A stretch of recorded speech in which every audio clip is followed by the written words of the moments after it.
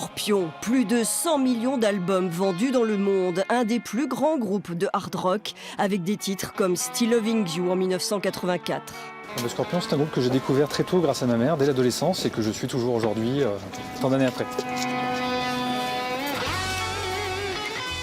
Guillaume Gaguet est responsable du fan club français du groupe depuis plusieurs années, un coup de cœur d'adolescent.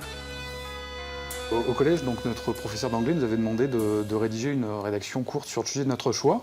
J'avais choisi Scorpion, dont à l'époque je ne connaissais pas grand-chose. Et le lendemain, avec le corrigé de la composition, il m'avait apporté tout un tas d'albums du groupe, parce que lui-même appréciait beaucoup le groupe. Donc voilà, pour moi, c'était une découverte supplémentaire. Et il ne s'arrêtera plus pour alimenter la page officielle du fan club. Il interviewe les membres du groupe à plusieurs reprises. Une source documentaire si riche qu'il écrit la première biographie en français de Scorpion, préfacée s'il vous plaît par Herman Rarbel, batteur du groupe pendant 18 ans.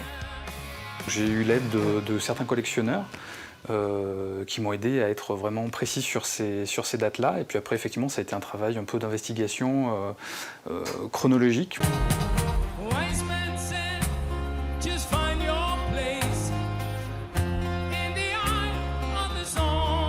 Ils ont été déjà surpris par l'épaisseur du livre, puisque voilà, c'est quand même un gros pavé.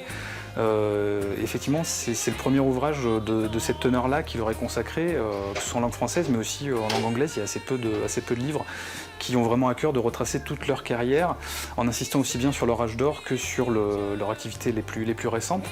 Ce jeune trentenaire passionné vient de s'attaquer à un deuxième ouvrage, la traduction en français de l'autobiographie du batteur et compositeur du groupe entre 1977 et 1995. Et puis il y a en fait beaucoup d'anecdotes qui narrent la genèse de certains morceaux emblématiques du groupe. Et donc ça me semblait vraiment intéressant de lui donner une voix en français sur cette période-là de sa vie. Après 50 ans de carrière fêtée il y a 2 ans, le groupe allemand est à nouveau en tournée et revient à Limoges ce 26 mars 2018.